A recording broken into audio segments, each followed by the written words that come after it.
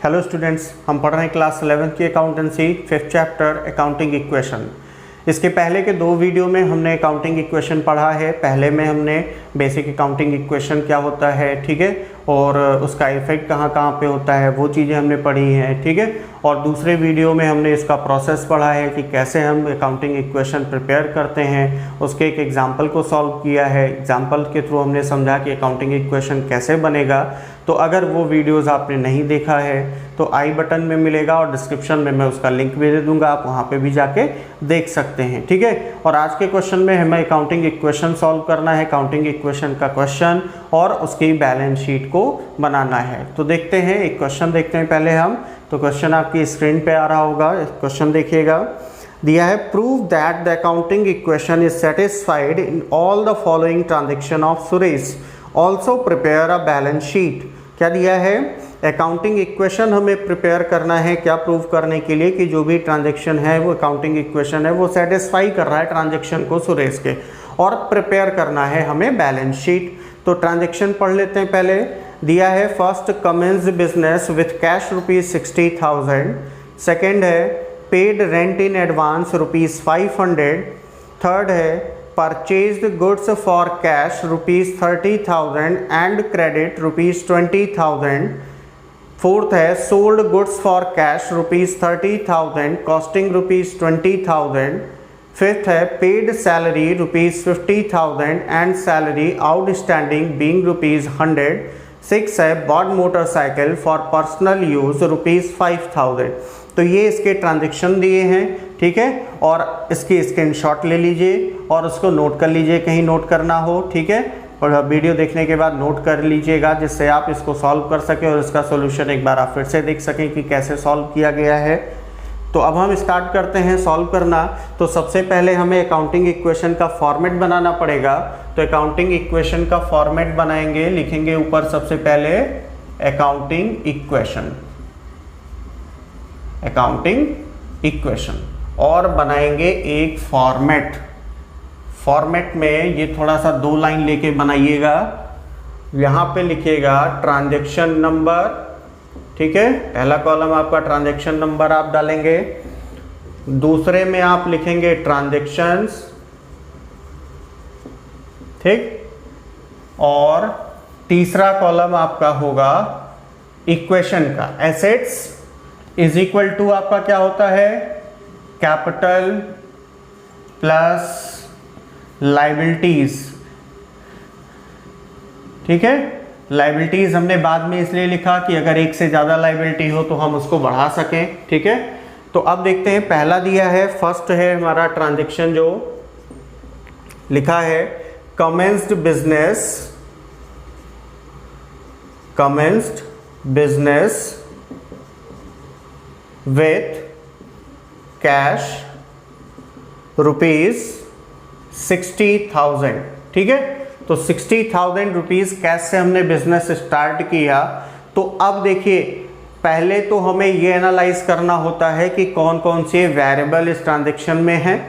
दूसरा होता है डिसाइड करना है कि वो वेरिएबल हमारे इंक्रीज हो रहे हैं या डिक्रीज हो रहे हैं। और तीसरा प्रोसेस क्या है हमारा, उसे रेलेवेंट साइड में रिकॉर्ड करना, कि वो एसेट्स में रिकॉर्ड होगा या लायबिलिटी में, उस साइड में हम रिकॉर्ड करेंगे, ठीक है। तो अब देखिए, अगर आप बिजनेस कैश से स्टार्ट कर रहे हैं तो वेरिएबल कौन कौन से होंगे, assets, liability, capital, revenue, expense, कौन सा होगा वेरिएबल, ठीक है। तो कैश से आपने बिजनेस स्टार्ट किया, क्या इसमें अभी आपको कैश दिख रहा है, नहीं, मतलब है नहीं कैश।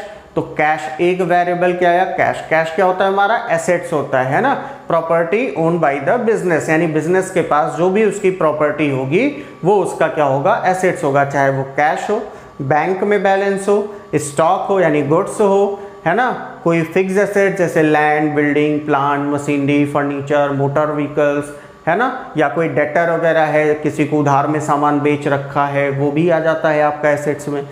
कैपिटल, अमाउंट और assets invested by the proprietor, अब कैपिटल जो अमाउंट इन्वेस्ट करते हैं, पैसा इन्वेस्ट किया या कोई एसेट्स अगर हम बिजनेस में जो है इंट्रोड्यूस कर रहे हैं तो वो भी क्या होगा, कैपिटल होगा। Liability amount payable by the business, जो पैसा पे करना है, ठीक है। तो अब देखिए दो वेरिएबल है, एक आया कैश जिससे आपने बिजनेस स्टार्ट किया, दूसरा कैपिटल, क्योंकि जिस अमाउंट को हम इन्वेस्ट करते हैं बिजनेस में उसको क्या बोलते हैं, कैपिटल। तो कैपिटल भी आया। अब अभी तक तो कुछ नहीं था, लेकिन जब हमने स्टार्ट किया तो दोनों हो गया हमारे पास, यानी दोनों क्या हो गया, बढ़ गया। तो यहाँ पे एसेट्स में जो वेरिएबल नहीं दिया होगा उसको लिखेंगे, कैश कितना प्लस हुआ 60,000 और कैपिटल भी हमारा साथ में बढ़ा कितना 60,000। लायबिलिटी नहीं है तो लायबिलिटी को हम लिखेंगे 0। अब दूसरा ट्रांजैक्शन देखें, दिया पेड रेंट इन एडवांस ₹500। दूसरा है, ठीक है, पेड रेंट इन एडवांस ₹500, ठीक। अब इसमें थोड़ा सा समझने लायक है कि रेंट हमने पे किया एडवांस में, तो रेंट क्या है हमारा, रेंट किराया, किराया हमारा होता है खर्चा, ठीक। कोई भी ऐसा पेमेंट या कोई भी ऐसा ट्रांजैक्शन जो हम सर्विस के लिए है, हमारा सर्विस प्रोवाइडरी है, कोई भी अमाउंट पे कर रहे हैं जो सर्विस के लिए हो, जैसे किसी के मकान को या किसी की बिल्डिंग को रेंट पे ले रखा है तो हम सिर्फ उसको यूज करेंगे, ऑनर नहीं होंगे उसके, है ना, उसकी सर्विस ले रहे हैं, तो वो क्या होगा, हमारा एक्सपेंस होगा। लेकिन एक्सपेंस कब होगा, जब हम सर्विस ले चुके हो, उसका बेनिफिट हमने ले लिया हो। तो paid rent in advance, advance में पैसा पे किया तो बेनिफिट कहाँ लिया। आप भाई किसी को पैसा पहले दे रहे हो तो उससे कोई फायदा आपको थोड़े हुआ, आपने उससे कोई काम थोड़े ही लिया। जैसे मान लो कि आप क्या कर रहे हो, आप स्कूल में फीस एडवांस जमा कर रहे हो, तो एडवांस में आपने डिपॉजिट किया, तो क्या आपने पढ़ा, नहीं पढ़ा अभी ना। मान लो ये आप अप्रैल में फीस डिपॉजिट कर रहे थे तो उस टाइम आपने क्या किया, मई की भी फीस आपने डिपॉजिट कर दी। तो अप्रैल में पढ़ रहे हो ना, मई में तो पढ़ नहीं रहे, मई आएगा तब पढ़ोगे आप। तो अभी आपने सर्विस तो ली नहीं, तो आपने पेमेंट कैसा किया, एडवांस पेमेंट किया। तो कोई भी अगर पेमेंट है जिसका बेनिफिट आपने अभी तक नहीं लिया तो वो आपका एसेट्स में रहेगा जब तक आप उसका बेनिफिट नहीं ले लेते हो। तो rent paid in advance, advance में पे किया तो ये पैसा आपके एसेट्स में रहेगा, ठीक है। लेकिन साथ में आपने पैसा दे भी दिया है, तो पैसा दे दिया, पैसा तो आपका कम हो जाएगा।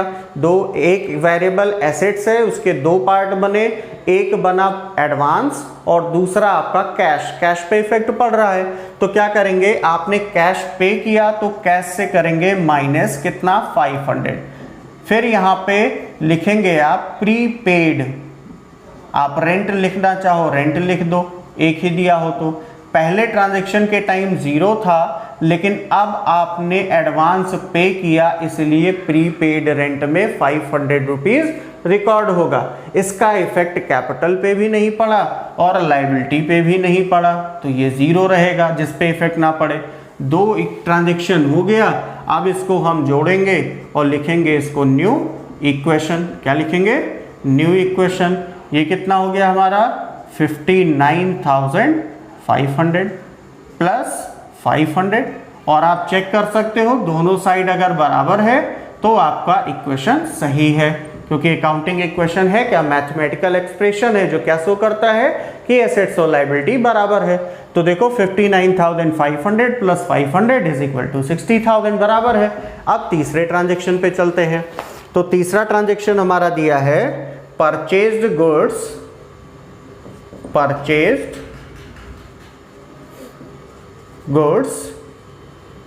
फॉर कैश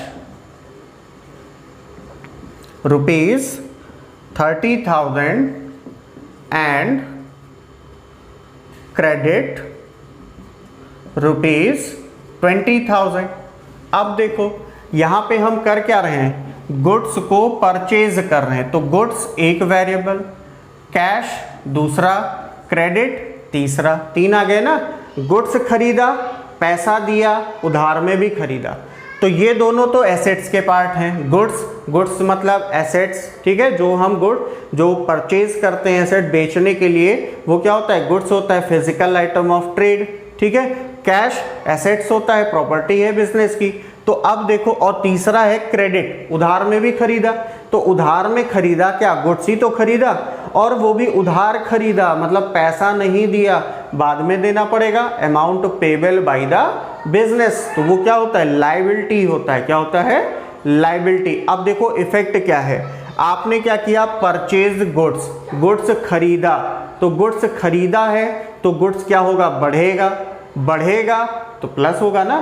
तो यहां पे आपके पास स्टॉक है नहीं, तो यहां पे लिखेंगे स्टॉक, जीरो, यहां पे नहीं था इसलिए 0।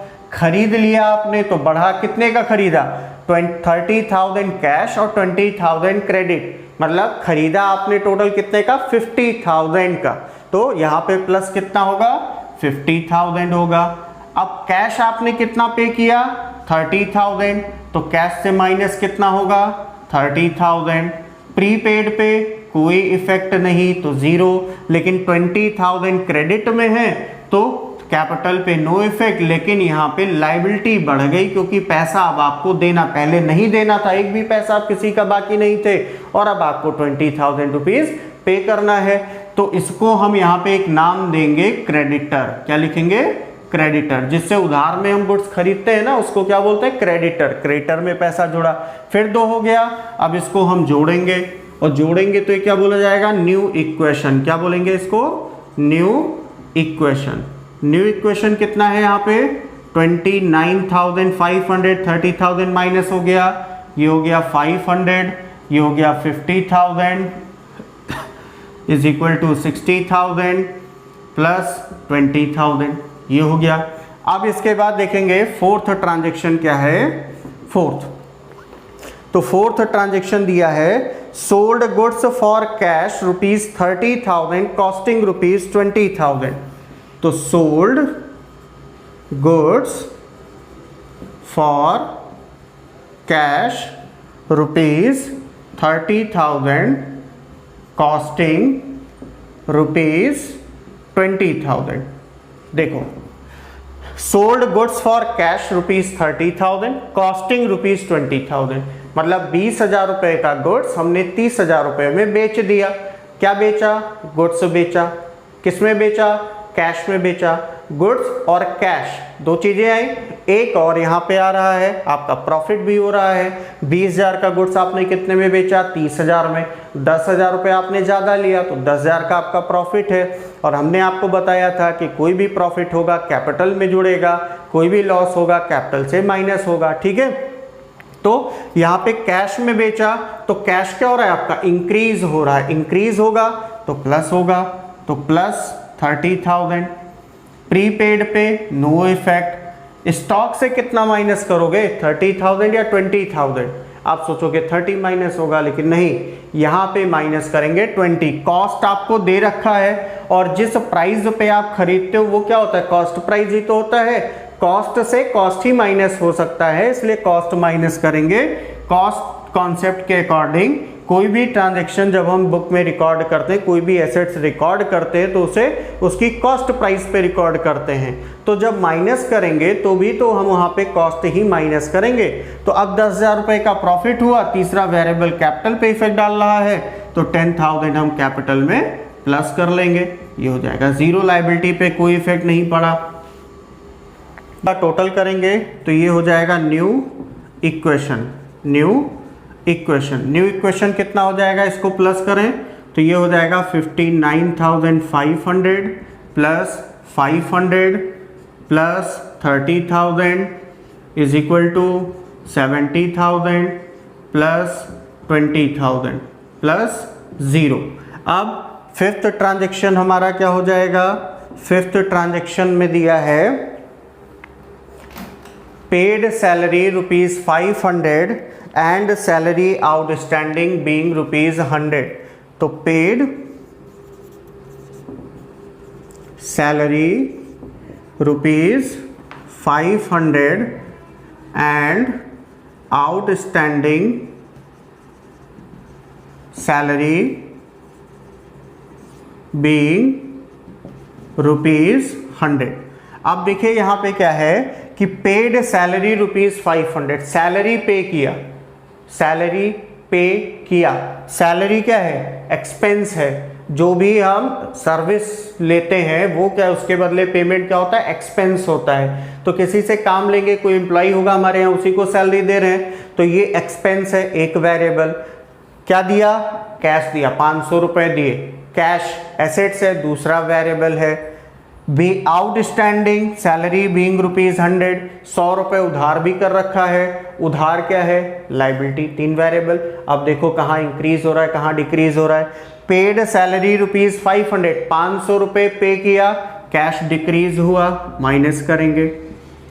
और कहीं इफेक्ट नहीं पड़ रहा है। 100 रुपए हमने उधार किया, तो उधार किया तो लाइबिलिटी बढ़ रही है, लाइबिलिटी में प्लस करेंगे, लाइबिलिटी में, लेकिन क्रेडिटर में प्लस नहीं होगा, एक हमने आउटस्टैंडिंग सैलरी लिख रखा है, ठीक है, तो इसमें प्लस हो जाएगा कितना? 100। अब देखो और क्या इफेक्ट होगा भाई, इसका बराबर तो होगा नहीं, इधर 500 माइनस हुआ, इधर 100 रुपए प्लस हो गया, बराबर तो नहीं हो सकता। देखिए कोई भी अगर एक्सपेंस या लॉस होगा कैपिटल से माइनस होगा, लेकिन एक्सपेंस या लॉस जिसके बदले सर्विस हमने ले ली हो वो माइनस होगा। तो सैलरी पे किया मतलब सर्विस ले चुके हैं, एडवांस तो लिखा नहीं, तो 500 तो वो माइनस होगा। 100 रुपए उधार किया तो वो भी माइनस होगा, क्योंकि सर्विस लिया होगा तभी तो उधार किया, तो यहां से माइनस हो जाएगा 600 रुपए। अब इसको हम ऐड करेंगे, न्यू इक्वेशन बनेगा, न्यू इक्वेशन में ये कितना हो जाएगा? 59,000 प्लस 500 प्लस 30,000, ठीक, प्लस 69,400 प्लस 20,000 प्लस 100, ठीक। अब इसके बाद देखो फिफ्थ हो गया, सिक्स्थ ट्रांजेक्शन और लास्ट है, दिया है bought motorcycle for personal use, bought motorcycle for personal use ₹5,000। 5,000 rupees का मोटरसाइकिल किसके लिए खरीदा? पर्सनल यूज के लिए खरीदा। मोटरसाइकिल बोल सकते हो एसेट्स है, लेकिन लिखा है पर्सनल यूज। और कोई भी ट्रांजैक्शन जब हम रिकॉर्ड करते हैं तो बिजनेस के पॉइंट ऑफ व्यू से रिकॉर्ड करते हैं, ना कि ऑनर के पॉइंट ऑफ व्यू से। अब यहाँ पे ऑनर ने अपने यूज के लिए खरीदा है तो बिजनेस में नहीं लिखेंगे, ठीक है, तो बिजनेस में नहीं लिखा जाएगा। फिर भी बिजनेस से पैसा तो गया तो कैश पे इफेक्ट पड़ेगा, एक वेरिएबल, तो कैश से हो जाएगा माइनस कितना? 5,000। बाकी किसी पे इफेक्ट नहीं पड़ा। दूसरा इफेक्ट पड़ेगा कैपिटल पे, और कैपिटल से भी हो जाएगा माइनस, और किसी पे कोई इफेक्ट नहीं पड़ेगा। तो कैपिटल से क्यों माइनस होगा?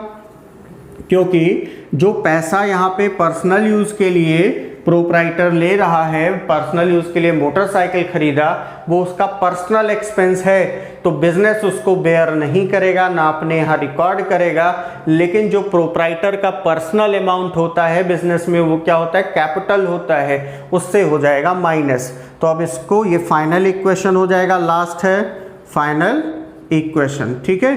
तो ये कितना हो जाएगा हमारा? 54,000 प्लस 500 प्लस 30,000। अब इधर का टोटल भी कर लो, कितना? 84,500 है। इधर का भी टोटल करो, 64,400 प्लस 20,000 प्लस 100। अब इधर का भी टोटल करोगे तो कितना आएगा? 84,500 आ जाएगा। अब हमें क्या करना है? बैलेंस शीट प्रिपेयर करना है। तो इसका बैलेंस शीट कैसे बनेगा वो भी देखते हैं, ठीक है। यही नीचे बना लेते हैं balance sheet. Balance sheet as on लिखा जाता है, एज ऑन जिस डेट में बन रहा हो, ठीक। ये इसका फॉर्मेट है बैलेंस शीट का। अमाउंट इधर होता है, ये इस तरीके से बैलेंस शीट बनता है। ये हमारा है लायबिलिटी साइड, अमाउंट है ये एसेट्स है, और ये अमाउंट। अब लायबिलिटी में देखो, सबसे पहले आपके पास क्या है? आपके पास क्या है, कैपिटल, और लायबिलिटी में दो चीजें, क्रेडिटर और आउटस्टैंडिंग सैलरी, उसको लिख लो। तो यहां पे आ जाएगा कैपिटल, कैपिटल कितना है आपके पास, लास्ट अमाउंट फाइनल इक्वेशन देखेंगे 64,400। फिर इसके बाद आपके पास क्या है, क्रेडिटर है,